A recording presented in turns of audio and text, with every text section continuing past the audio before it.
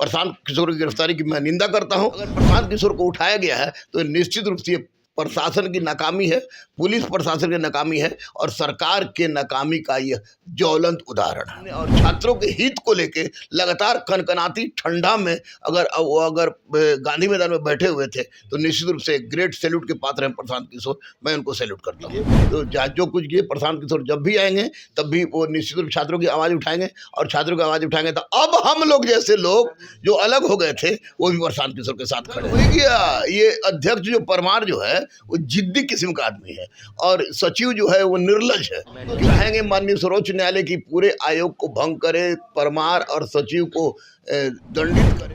देखिए, वाद और विवाद के बीच बीपीएससी का जो 17वें परीक्षा था वो संपन्न हो चुका है, लेकिन लड़ाई जो है अब तक जारी है। प्रशांत किशोर गांधी मैदान में बापू प्रतिमा के नीचे अभ्यर्थी के साथ बैठ के पुनः परीक्षा की मांग कर रहे थे, आमरण अनशन पर बैठे थे, लेकिन आज तड़के सुबह उन्हें 4 बजे उन्हें पुलिस ने उठा लिया और अब जो है मामला न्यायालय में प्रशांत किशोर को लेकर पहुंची है और डीएम का भी सख्त निर्देश है इसके ऊपर। इन्हीं तमाम विषयों पर हमारे साथ बातचीत करने के लिए दरोगा गुरु रहमान सर हमारे साथ बातचीत करने के लिए। सर, आखिर ये हो क्या रहा है इस लोकतांत्रिक देश में? लोकतंत्र का चीरहरण, छात्रों की जिंदगी के साथ खिलवाड़ और बीपीएससी आयोग के अध्यक्ष तथा सचिव की बदमाशी और सरकार की चुप्पी ने बच्चों की जिंदगी को बर्बाद कर दिया। प्रशांत किशोर के बारे में मैं पूरा अच्छी तरह से नहीं जानता था। शुरू में उनके बारे में हमको भी लगा कि वो पॉलिटिक्स कर रहे हैं, लेकिन बाद में जब सारी गहराई से जब विश्लेषण किया हम लोगों ने तो देखा कि प्रशांत किशोर अगर पॉलिटिक्स कर भी रहे हैं तो छात्रों के हित में कर रहे हैं। आखिर कोई भी पार्टी वाला, कोई भी पक्ष विपक्ष का आदमी अगर प्रशांत किशोर के बारे में बोलता है तो उसको शर्म इसलिए आनी चाहिए क्योंकि प्रशांत किशोर राजनीतिक करते हुए भी छात्रों के हित के बारे में सोच रहे और सोच रहे थे। अगर प्रशांत किशोर को उठाया गया है तो निश्चित रूप से प्रशासन की नाकामी है, पुलिस प्रशासन की नाकामी है और सरकार के नाकामी का यह ज्वलंत उदाहरण है। सर, उन्हें अल्टीमेटम ये डे 1 से ही दिया जा रहा था जब वो गांधी मैदान में बैठे थे, लेकिन इस तरीके से सुबह 4 बजे, मतलब कि 4 बजे सुबह अंधेरे में आके पुलिस उन्हें उठा ले गई। देखिए, गलत है, ये गलत है। अब बच्चों की मांग कौन उठाएगा? बच्चों की मांग अगर गलत होती तो मैं एक शब्द नहीं बोलता, लेकिन बच्चों की मांग, बीपीएससी ऐसा परीक्षा होता है? बीपीएससी में जिस तरह की परीक्षा हुई है उस परीक्षा को देखने के बाद हीन टाइप का लगने लगेगा आप लोगों को बीपीएससी के नाम से। इसका मतलब कि ये लोग कोई करोड़ों का, हजारों करोड़ों का गुंडागर्दी किया है इन लोगों ने और उस परिस्थिति में कोई भी आया किसी को उठा के सामने रख दे।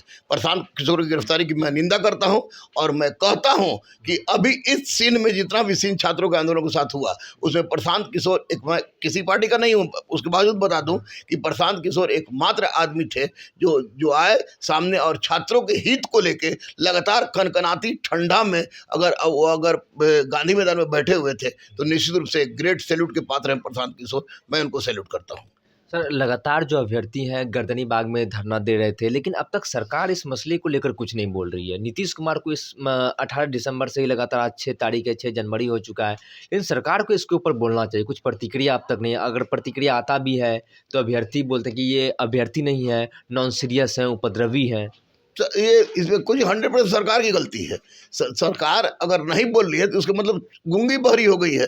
अगर इतने बड़े छात्रों के साथ इतना बड़ा अन्याय हुआ है, उसमें सोनू जैसा बच्चा का मृत्यु भी हो गया, अब लीला उसे समाप्त कर दी, तो सरकार की बदमाशी है। सरकार गूंगी और बहरी हो गई है। ऐसी परिस्थिति में प्रशांत किशोर को गिरफ्तार कीजिए। तो जो कुछ किए प्रशांत किशोर जब भी आएंगे तब भी वो निश्चित रूप छात्रों की आवाज़ उठाएंगे और छात्रों की आवाज़ उठाएंगे तो अब हम लोग जैसे लोग जो अलग हो गए थे वो भी प्रशांत किशोर के साथ खड़े हैं। आप लोग सब जो भी शिक्षक थे इस आंदोलन में, क्या आप फिर से अगर प्रशांत किशोर या आंदोलन जो होने वाला या होगा तो उसमें आप लोग सब एक साथ रहेंगे? बिल्कुल बिल्कुल। प्रशांत किशोर की नियति को देख के स्पष्ट हो गया कि really he is a great thinker for the student और प्रशांत किशोर के आवाज़ पर हम लोग साथ थे, साथ हैं और साथ रहेंगे। मामला सर्वोच्च न्यायालय पहुंच गया बीपीएससी का, इसको लेकर आपकी क्या सोच है, क्या प्रतिक्रिया, क्या लग रहा है? माननीय सर्वोच्च न्यायालय पर हमको पूर्ण विश्वास है और इस तरह का क्वेश्चन देखने के बाद, इस तरह की गलती देखने के बाद, अरे ये बार बार अध्यक्ष कह रहा है कि एक सेंटर का, जबकि 22 सेंटर में परीक्षा लिया तो 22 सेंटर में गड़बड़ी हुई तो उसको कैंसिल होना चाहिए।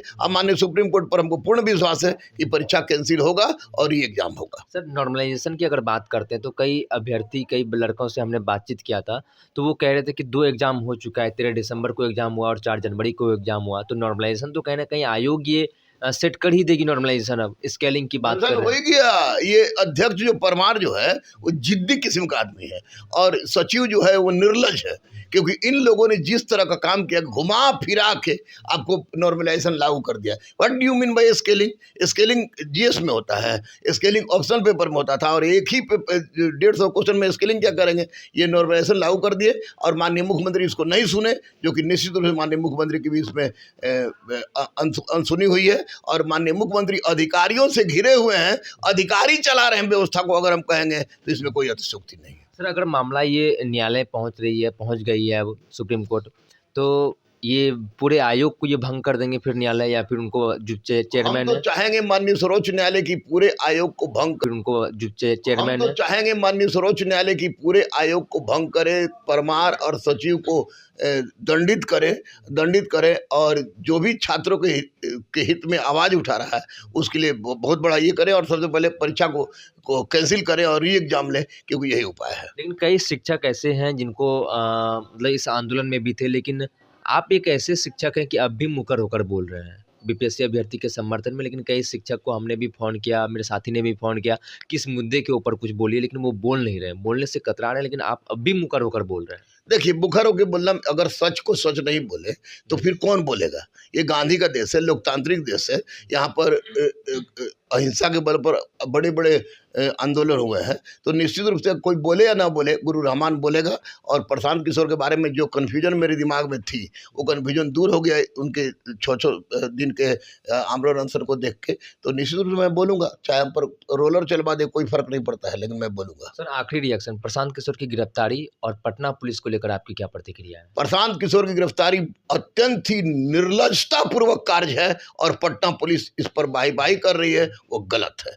कि प्रशांत किशोर को मुक्ति मिले। अब प्रशांत किशोर जिस दिन आएंगे और आवाज़ देंगे, तो मैं भी उनके साथ खड़ा रहूँगा। Re exam, there is no any अनुपाय। देखिए, दरोगा गुरु रहमान सर थे हमारे साथ बातचीत करने के लिए। प्रशांत किशोर की जो गिरफ्तारी हुई है उसको लेकर उन्होंने साफ तौर पर कहा कि ये बिल्कुल गलत है, और जिस दिन वो बाहर आएंगे उनके समर्थन में हम भी पहुंचेंगे। और लगातार बीपीएससी अभ्यर्थी के समर्थन में गुरु रहमान है। इन्हें डिटेन भी, इनकी जो नोटिस भी भेजा गया, एफआईआर भी इनके ऊपर हुआ था।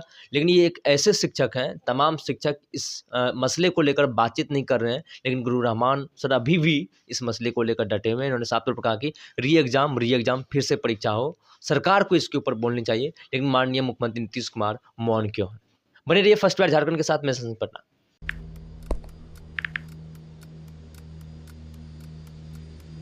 हैप्पी न्यू ईयर भाई। Happy new year. काहे रे भाई, तोर जिंदगी में ऐसा का हो गल कि तोरा की नौका साल हैप्पी लाग रहल बा? मतलब ई कि नयका साल तो आ गई, हाँ, लेकिन बदले वाला का बा? उहे पर्चा लीक हुई, उहे नौकरी खातिर मारा मारी, काम धाम के चक्कर में पलायन, उहे बेरोजगारी, मेडल लटकत रही गला में, माथा पर दुख और चिंता के गोर छपाई, सरकार से हक के खातिर रोवा, धरना, प्रदर्शन, लाठी खा, मार खा, थप्पड़ खा। 20 साल से दुख चिपकल बा, कहवा से हैप्पी हो दी रे भाई? बात तो तू एकदम सही बोला था। अब बता, बिहार के युवन के न्यू ईयर कब हैप्पी हुई?